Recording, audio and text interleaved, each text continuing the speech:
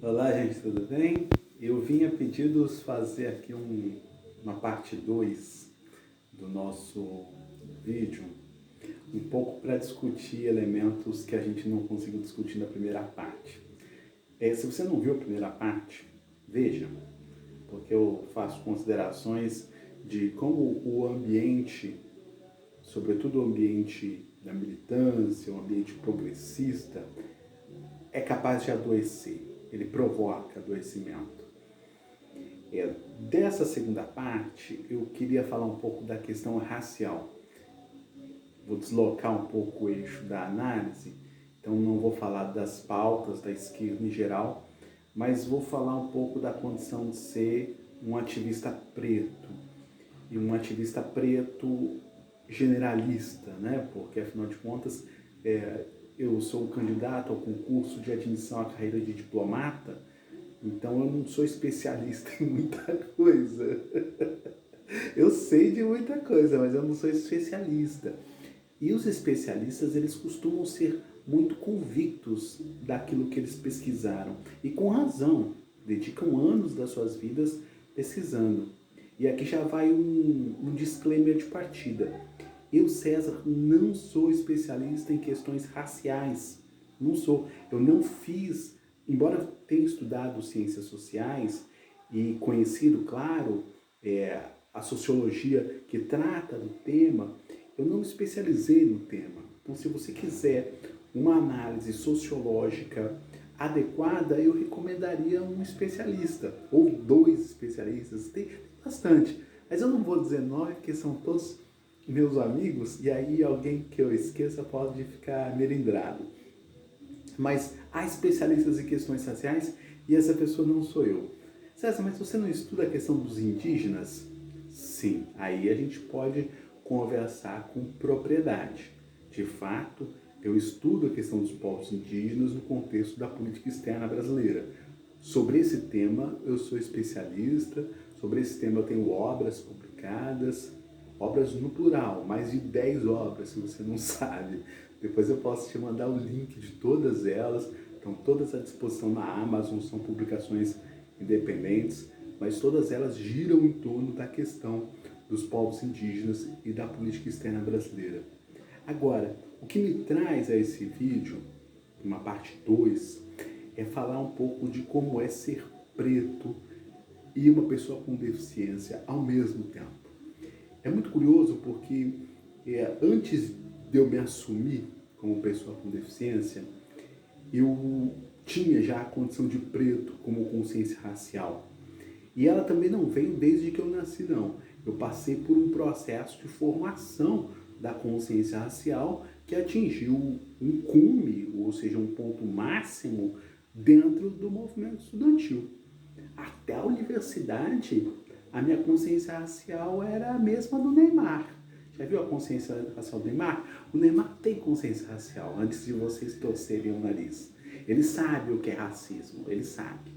Agora, ele não tem uma teoria sociológica sobre racismo, não cobre isso dele. E quem falar mal do Neymar aqui vai se ver comigo, porque o bicho, dentro das 4 linhas, vai resolver a Copa do Mundo pra gente. Então, não encrenque com o Neymar, não. Mas ele não é um especialista em questões raciais, vamos combinar. E, aliás, ele só é especialista em futebol. E no ataque ainda. Se colocar ele na defesa, capaz de não ajudar muito. Mas por que eu estou falando isso? Estou falando porque eu também demorei para ter alguma consciência racial. Eu fui jogador, eu tentei, né, pelo menos, ser jogador de futebol. Eu sei como é o recorte que existe racial dentro do futebol de base. Nos grandes clubes, na várzea, também tem um recorte e o recorte racial é presente e forte. Agora, quando eu entro na universidade e vou fazer ciências sociais, eu já leio a questão racial como um preto de um lugar privilegiado entre outros pretos. Eu estava na universidade pública, eu já estava fazendo uma graduação. Do ponto de vista dos meus familiares, a maioria deles, claro, não tinha um curso superior de universidade pública. Eu desconfio que eu seja o primeiro a formar em universidade pública. Até o meu irmão mais velho, que poderia ter se formado antes de mim, formou, mas formou depois. Então, eu sei, tenho clareza da especificidade desse contexto. Antes de formar, eu já era concursado, já era servidor público. Ou seja, eu frequentava lugares, eu não sei se eu chamaria de privilegiados, os especialistas podem me ajudar, mas eu já frequentava lugares que a maioria dos negros não frequentavam. Eu era servidor público concursado e frequentava a Universidade de São Paulo. Aliás, antes mesmo da Universidade de São Paulo, eu já tinha passado numa outra universidade pública, na gloriosa Unesp, em Araraquara, onde eu aprendi muito lá. Fiquei só um ano que passei num concurso, tive que voltar para São Paulo.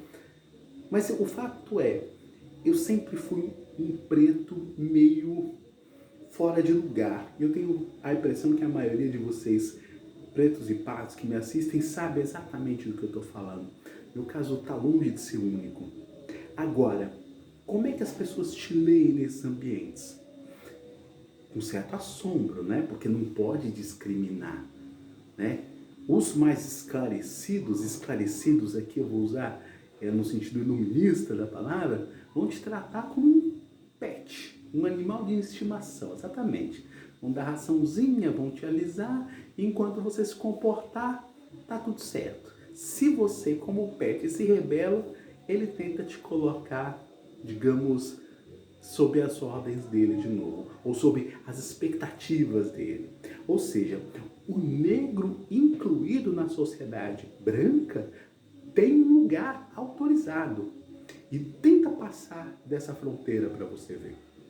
Então, aí há um desafio. O sistema vai expelir negros desobedientes. Não precisa ser da universidade, pode ser no serviço público, como foi o meu caso. Eles podem te chamar de doido, eles podem te chamar de marginal. O fato é que se você não representa, ou se você não está no lugar que eles esperam que você esteja, você está fora da norma, para todos os efeitos.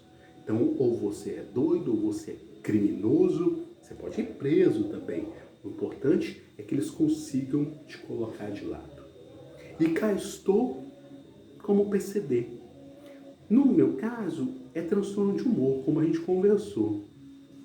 Isso me coloca sob um argumento de desconfiança. Porque, afinal de contas, as pessoas não sabem muito bem o que é transtorno de humor. Porque as pessoas sabem que eu sou PCD. E isso vai fazer com que, além de preto, é deficiente. Além de preto, é doido. Além de preto, preciso afastar, preciso excluir, preciso colocar ele de lado. Aliás, deixa eu contar um episódio para vocês. Quando eu estive no CAPS pela primeira vez, eu presenteei a médica psiquiatra e eu acho que ela não entendeu até agora a natureza do presente. Mas presenteei de boa fé, não foi pegadinha não. Eu a presenteei com um livro do Foucault, do Michel Foucault. Não, também não foi História da Loucura. Eu a presenteei com um livro sobre... Estava em francês, né? Le mots et les choses, que são a classificação das palavras que o Foucault trabalha, né? Como é que os CIDs são elaborados? Quem elabora essas classificações, né? Quem dá nome para as coisas, né? Eu tentava provocá-la no sentido de, olha, eu sei que você como psiquiatra vai procurar um CID para me dar. Mas como o livro estava em francês, ela disse que não lia francês, então acho que ela não entendeu muito bem a ideia. Mas ela disse que conhecia o Foucault, então eu fiquei mais tranquilo. Eu estou dizendo isso para dizer que a instituição CAPS, ela é uma instituição que coloca as pessoas que não andam na norma. E aí eles acharam lá um jeito de me colocar dentro dessa instituição. A médica, muito sabida, ela disse, olha, de doido você não tem nada. E ela me disse com toda franqueza isso, porque ela sabe qual é o parâmetro de loucura que as pessoas têm no CAPS, que a galera dá pá virada, né, com problemas graves de cognição, um negócio... Eu presenciei coisas lá do Arco da Velha. E aí chega eu com a voz mansa lá, com um pensamento mais ou menos organizado. Não sou o doido típico do CAPS, compreende? Mas sou alguém que a norma colocou lá. E eu vivi isso com uma experiência e com muita gratidão, com muita humanidade. Porque a minha família já me trata como doido. O CAPS era só mais um. Então, esse preconceito, esse capacitismo é uma coisa que é dada aos negros. Negros insubordinados, então, bem, eu prefiro ficar com a pecha de PCD do que com a pecha de ladrão, com a pecha de mau caráter, com a pecha de duas caras. Eu prefiro ter um canal e falar abertamente com você aquilo que eu penso. Aliás, me cobrem para falar o que eu penso sobre o CACD. Grande abraço, tchau, tchau.